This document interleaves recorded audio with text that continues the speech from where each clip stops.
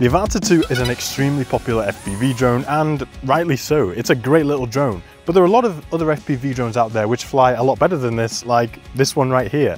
So today I'm going to compare the Avata 2 to a typical 5-inch freestyle drone. I'm going to see what the major differences are and try and figure out which one is actually right for you. And a little spoiler, recently quite a lot has changed in the world of FPV, which means that having both of these together actually is a lot easier than it ever was. So if you're new around here, my name is Justin, it's great to meet you, and if you've been here before, it's great to have you back. So let's get into the differences between these two drones. Okay, let's start off with who actually makes these things. So this is obviously made by DJI, the world's largest drone manufacturer, and this, well, back in the day, these would have been made by yourself, but now there's quite a few manufacturers churning out freestyle drones like this, which come in bind and fly format. So you basically just buy the drone, add your own batteries, transmitter and goggles, and you're away to go. Now the two biggest names at the moment, in my opinion anyway, are iFlight and GepRC, and this is an iFlight product. This is the iFlight Nazgul. Now, with DJI comes some benefits and some drawbacks, and one of the massive benefits is you have DJI's Care Refresh. So if you smash this thing into a million pieces, you can just chuck it into a box, send it off to DJI, I mean, provided you have Care Refresh, and they'll just send you a new one out, where if you smash this guy into a million pieces, well, you're gonna have to put it back together yourself. But the thing is, with drones like this, working on them is actually part of the fun. Obviously, if you're crashing all the time and you're spending more time repairing it than you are flying it, then it's not gonna be so much fun. But learning how this thing works and being able to take it apart, change a motor, do the soldering, all that kind of stuff, is actually, I find, good fun. I love tinkering with things, so if you love tinkering, then you're actually probably gonna enjoy owning one of these guys. Now, there are obviously more differences that come with these two different manufacturer styles, and I'll get onto more of those a bit later on in this video. The next main difference between these two guys is the prop design. So the Avata 2 is what we call a closed prop design, which means that the propellers have guards around them, which makes it a lot safer for flying around people and around sensitive objects, basically. Where this guy, this is an open prop design. Now, generally, open prop designs fly much better than a closed prop design, and that's because these propeller guards actually interfere with the airflow around the propellers, giving us some unwanted tendencies. Now, although you can get a closed prop drone to fly incredibly well, it's never going to feel as absolutely locked and dialed in as something like this 5-inch drone. Without any of that stuff running around the propellers, this guy is absolutely locked in. When you put it into a dive, it doesn't wobble, it doesn't move around, and it's just a really nice feeling, especially once you've been flying a cinewhoop like this for a while and then you go back to flying a 5-inch. Having that really locked in feel is something that's always nice and welcome. But on the opposite hand of that, this still does fly remarkably well, and for what it's designed to do, it's absolutely fine. But if you want to like race and be absolutely locked in, flying a tight line, then you're probably going to want something more like this. Okay, so you might be looking at this and thinking, it's got prop guards, it's got to be more durable than this, surely. Well, that's not normally the case. This guy's made of plastic, where this guy's predominantly made of carbon fiber. And if you have any sort of knowledge about materials, you know that carbon fiber is a hell of a lot stronger than plastic. Now, granted, if you hit something with this guy, you're much less likely to break a propeller, but if you hit something with this guy, the chances are you're going to damage a prop straight away. But if you hit something really hard with this, you're going to damage the actual guards, and in which case that's damaging the body of this drone, and it's going to need to be sent off to be repaired. Where chances are if you hit something really hard with this, it's probably going to be okay. There's the off chance that you're going to maybe snap an arm or ding a motor or something like that, but these are actually really easily changed out by you at home. You can just get a new arm, swap the motor, and it's kind of pretty simple. I mean, once you've done it once or twice, you get into the flow of it, and instead of having to send the drone off to be repaired for a few days or a week or more, you can be back up in the air flying in a couple of hours in some cases. So when it comes to durability, this is a hell of a lot more durable than this, but this was not designed to do the hardcore flying that this was. This was designed to fly more slowly around more sort of, like I said, people, sensitive objects. It wasn't designed to be smashed into concrete walls, flat out at a bandos. That's more what this guy was designed to do, so the durability comes hand in hand with its intended purpose. Okay, let's now move on to talking about battery choice and flight time. So DJI, the Avata 2 uses these, and this is called a lithium-ion polymer battery. So they're basically made up of lithium-ion cells, and lithium-ion polymer, DJI basically has their own sort of special battery blend that they use in this, but basically this is designed for longer flight time, not super high performance and not super high amperage output, where most of the 5-inch freestyle drones that we're flying flying are going to be flying on this. Now this is a lithium polymer battery, and this is made for really high levels of discharge. So it's able to supply a massive amount of current at one go, which gives us the huge power output that comes along with that 5-inch freestyle drone. Now the drawback to the lithium polymer battery is that the flight time isn't as good as it is with a lithium ion pack. Now, lithium polymer batteries, generally, if you're flying this guy pretty hard, you're gonna get 4-5 minutes of flight time maybe. Where the Avata 2, even if you're flying it pretty hard, you're still gonna get over 10 minutes on this battery. Generally, I sort of average around 15 minutes of flight time on this and around 5 minutes of flight time on this lithium polymer pack. Now, there is another type of battery that you can use on your 5-inch freestyle drones. You can actually also use a lithium ion battery. Now, that's more similar to the battery we use on the Avata 2. It's made up of lithium ion cells, which I'll go into a lot of detail in a different video. I'll link it at the end of this one. But basically, lithium ion cells are more energy dense, but they can't release that energy as quickly. So you can get longer flight times, but less high performance flights. So if you're just doing cruising, cinematic stuff, then strapping a lithium ion pack on your 5-inch might be the way to go. But if you're not and you want to fly really hard, then LiPo is going to be what you need. So speaking of batteries, one other massive benefit that we have with DJI is that their batteries are intelligent flight batteries. What that basically means is inside this battery is a battery management system, basically a little circuit board which takes care of all of the battery voltage, putting it at a storage charge. Basically, all that you have to do with this battery is charge it up, and if you leave it, it'll automatically self-discharge to a safe level if you're not using it for extended periods of time. Where this guy, the battery management system, it's me, it's you. So you have to make sure that once you've flown this pack, if you're not going to fly it for a while, you need to make sure you charge it up to storage voltage. That's going to make sure that it prolongs the lifespan of the battery, and it's going to be nice and healthy when you come back to use it in the future. Now, it also means that when you're charging it up, you have to make sure that you program everything correctly into your charger. You don't want to charge these guys to the incorrect voltage or at too high of an amp draw. All different things like this can actually cause the battery to overload, burst into flames, explode, all of that bad stuff, and that's not what we want to happen. Now, at the same time, with DJI, if you're getting a low battery, it's going to tell you, low battery, make your way back home. Where these guys, you have to make sure that you're monitoring your battery level. Generally, I land this when I get to 3.5 volts per cell, so I'm constantly monitoring in the goggles and waiting till I see that voltage drop to 3.5, and then I know it's time to land. So this has all that inbuilt battery management system, where the battery management system, is that the noggin of wood behind the goggles. So yeah, quite a difference. Okay, now let's talk about camera quality. So I'm going to start off first with the Avata 2. Now, generally with FPV, when we have our camera on the front, that's just the camera that we use to fly through, and we stick another camera on the top in order to capture our footage. But with the Avata 2 came an absolutely beautiful camera on the front. Honestly, when I first saw the image coming out of this camera, I was like, this is an absolute game changer, and it really has been. So since this came out, I've been itching for the DJI to release this as a standalone air unit, because this camera has the D-Log-M color profile. It shoots in 4K up to 100 frames a second. We've got 4:3. It's just a fantastic image coming out of this camera, and personally, controversial opinion, I think it's better than GoPro. It's a bigger sensor than GoPro. I just prefer working with the image that comes out of this drone. Now, if we go back to the traditional FPV style of drone, for the longest time, the cameras on the front of these were just not good enough to record cinematic footage, which is why we have a mount on the top here. You would normally put a GoPro or a DJI Osmo Action, something like that on top of this, in order to record that cinematic footage separate to the FPV camera. But like I said, recently a lot has changed, and that camera from the Avata 2 just a couple of months ago was released as a standalone air unit, the O4 Pro Air Unit. So that now means that we have that amazing image quality, and we can put it into whatever drone we like. So gone are the days of carrying that extra action camera. We now have a lighter weight drone which flies a lot better. We have insane image quality coming straight out of the camera. Just a lot more user-friendly, a lot less things to worry about, getting everything charged up, making sure you've got an SD in the other camera and all this and all that. And personally, I just find it so much easier to work with because of that D-Log-M color profile in this. I can match the footage really easy to my other cinematic drones. It just makes life so much easier. So when it comes to camera quality, if you can, get a drone with a DJI O4 Pro Air unit. It's gonna just make your life so much easier. And you can also use all of the ancillaries that come with the Avata 2, like the Goggles 3 and the FPV Controller 3.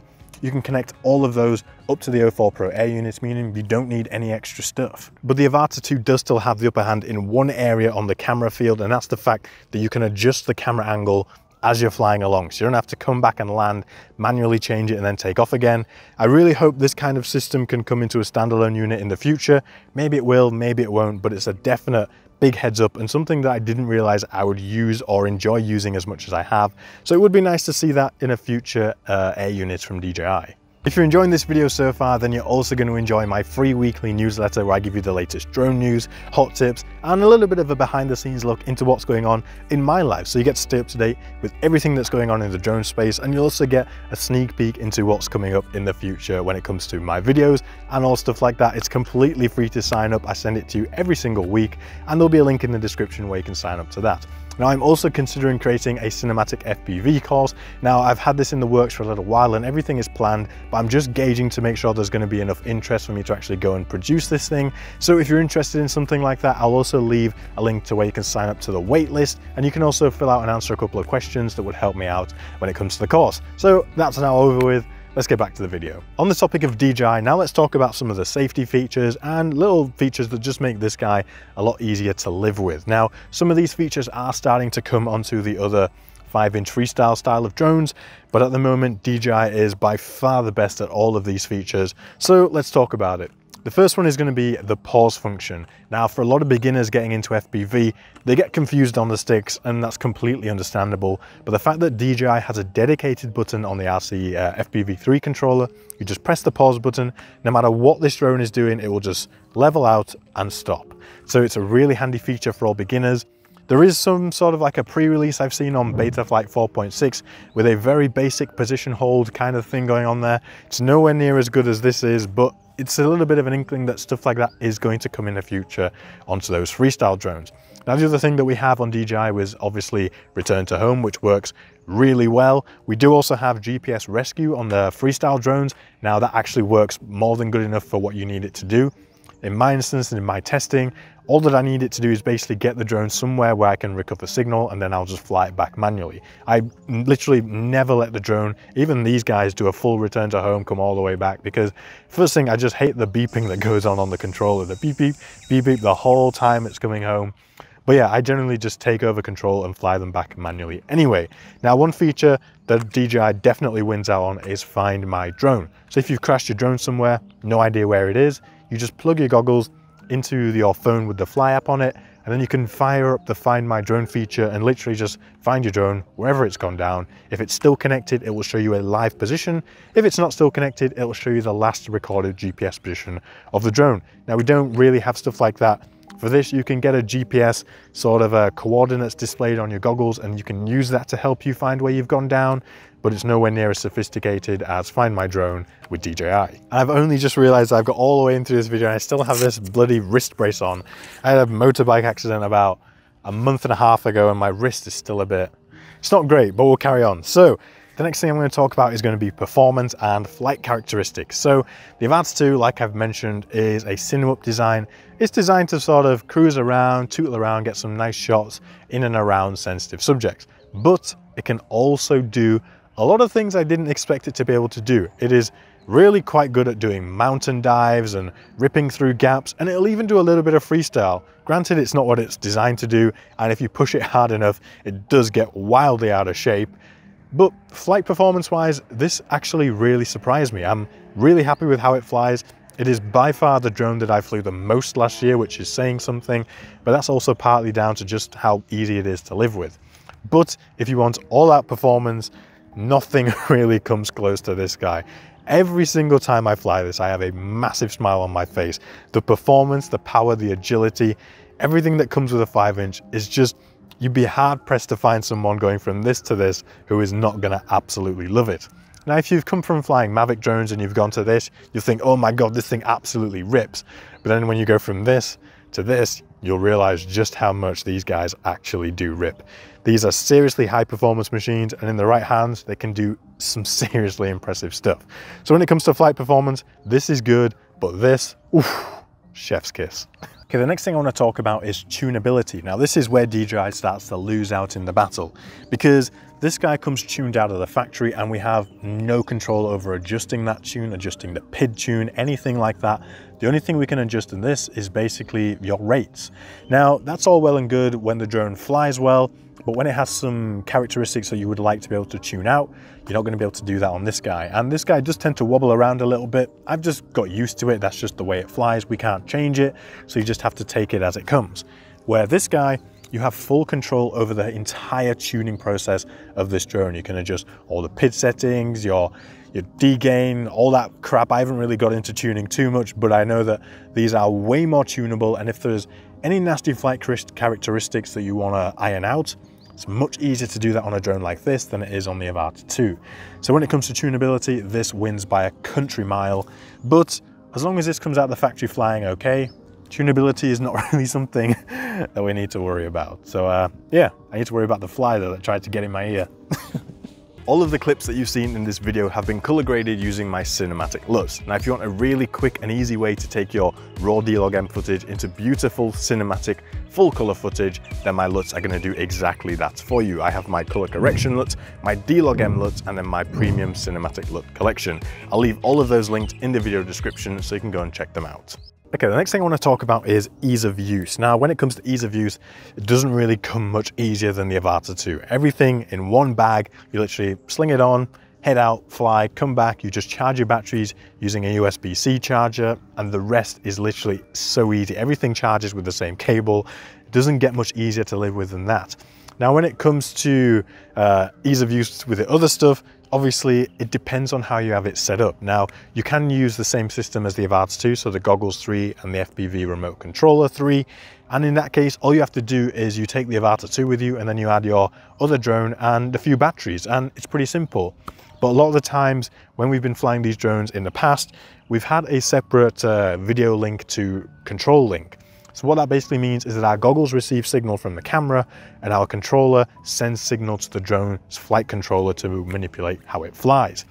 Now, when these are both on different systems, it means you need to take different things. So in the past, well, currently I'm still taking around my Radio Master Zorro along with everything else in order to fly this stuff. Now, the reason this is really up until recently in FPV, generally your video signal would be the first thing to go and then your radio link would go after it. So that always meant that you would have radio control even if you started to lose video. But something I've noticed very recently, especially with the O4 Pro system, is it's getting to the point where the video system is starting to outperform my radio system. So I'm like, should I just change everything over to just use the full DJI control setup? I think it would probably make more sense for me. I would take around less things, but it is still nice to have those full metal gimbals on the Zorro Max and have that kind of redundancy. But I'm definitely noticing that my video signal is now starting to outperform my radio signal. So I don't know, if DJI is watching, it would be really nice to have an FPV controller with full metal gimbals, a really nice like pro FPV controller. I know that would probably end up costing like $400 or $500, but it would definitely be something that I would like to see happen. So yeah, when it comes to ease of use, Avata 2 wins by a country mile, but the other stuff is definitely starting to catch up. Okay, it's Justin from the future here, and I just want to clear a couple of things up because I can already hear you guys in the comments going, no, ELRS should outperform DJI by miles, it should be way better than this. And yeah, it should be. That's the reason why that I picked it in the first place. But I was having some issues with my ELRS recently, and I thought I had a damaged antenna on my quad, so I replaced the antenna, but I replaced it at the same time that I fitted the O4 Pro Air unit, and at the same time I also just flashed ELRS to the latest version, just to make sure that everything was as good as it could be. And I was still getting poor performance from my ELRS system. Now, literally just today, after doing a little bit more troubleshooting, I went into the radio system, and you guys are probably to me like, why didn't you check that first? And I'm thinking, why didn't I check that first? But when I did the update, it must have reduced my TX transmission power from 250 milliwatts, and it changed it down to 50 milliwatts, which is obviously going to give me reduced signal performance. And that's probably the reason, well, it's obviously the reason that I've been having issues with it recently. So yeah, if you are updating your ELRS, make sure to double check that your transmission power has been set back to how you wanted it. And yeah, but everything that I still said still stands. I would actually like to see a more professional level DJI RC controller because it would help to streamline a lot of the packing that I have to do if I don't have to take two controllers. It's going to make things a bit easier. Now, yeah, that's it, let's get back to it. On that same topic as well, I also want to mention, like I said, the Avata 2 just all goes into one bag, but when you have the other FPV stuff, you have like your controller bag, your goggles bag, battery bag, drone strapped to the outside of your bag. There's a lot of bags and stuff outside the bag, so it is really nice that with the Avata everything just goes into one bag. But you know, with the FPV stuff, you do also feel pretty cool when you're walking around and you've got a drone hanging off the back of your bag. So, you know, there's a street cred value in there somewhere, but it is nice that everything goes into one bag on the Avata. Now let's talk about learning curve and sort of their beginner friendliness. So on this one, the Avata 2 is much better for beginners than the 5-inch. Now the reason this is because of the DJI modes, to be honest. You have that normal and sport mode, and you have the pause button. So you can very easily, when something starts to go wrong, just hit the pause button, have a minute, reset, chill out, and then try again. Now with the other stuff, if something starts to go wrong, you really need to be able to learn and know how to correct whatever's happening in order to get yourself out of that maneuver. Now this is definitely a skill that I recommend that you learn. So once you've got pretty comfortable flying with manual mode, I always recommend that people learn what I call upset recovery. So when the drone is upset, it's in a position that you're not used to it being in, you know, and you learn how to recover it properly in order to continue flying. Being able to accurately correct something yourself rather than relying on the pause button is going to save you a lot more in the future. But when you're just getting started, the pause button is definitely going to save you more than trying to figure out what's going wrong, because the chances are you just won't have any idea what's going wrong. And yeah, you're probably going to end up in the ground. So pause button, massive plus. But once you've overcome that and you've learned to fly, you'll be absolutely fine. I actually learned to fly on, well, I say a miniature 5-inch. It was a 2.5-inch freestyle drone. I think it was 2.5-inch, the Emax Tiny Hawk 2. I absolutely loved that drone, and because it was so light, it could just bounce off anything and nothing would ever break. It was so durable, but it had that really crisp locked-in feel. Granted, it was analog, which the video quality is, you know, it's not so great, but when you then move on to a digital system, you're like, yo, I've earned this. So yeah, there we go. Okay, so who are these two drones for? Well, for somebody who is already familiar with the DJI ecosystem, it probably makes sense for them to just get the Avata 2 as their first sort of step into FPV and just go that way. And to be honest, for a lot of people, even if they're not been flying other cinematic style drones, I think the Avata 2 is a very good way to go and get started flying FPV. In fact, I think it's the best way to start, especially because you get all of the equipment which is going to be transferable onto something like this. Now, if you're somebody who's already learned to fly FPV using tiny whoops or something like that, then unless you want something like this for its cinematic style where you can fly it nice and slow around people and you want that normal and sport mode and things like that, then you can get this. But if you want just something that's a really good flying drone that you can rip around, get some awesome cinematic shots, but also fly it freestyle and stuff like that, then you can't really go wrong with a 5-inch freestyle drone. And now that we have that 04 Pro camera in here, honestly, life is great. It feels like we're entering into another golden era of FPV. And for people like me who got into FPV in the last sort of I don't know, how many years have I been FPV? 3 years or something like that? It feels like we're coming into a really good space. Cameras like this on drones like this, what more could you want? So which one of these two do I actually use the most? Well, like I said, last year, this was the most flown drone I had, whereas now we have the 04 Pro in this. This is definitely going to be coming out an awful lot more than it did last year. Last year, because it was just a hassle to stick another camera on and all that messing about, I didn't fly this anywhere near as much as this. This was just so easy to take out and fly, and because of that, I just flew it.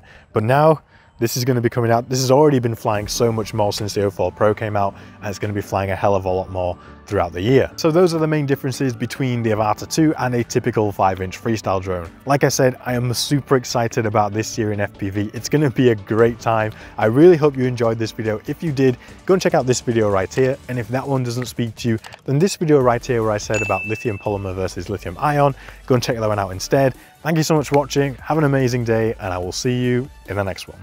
Bye-bye.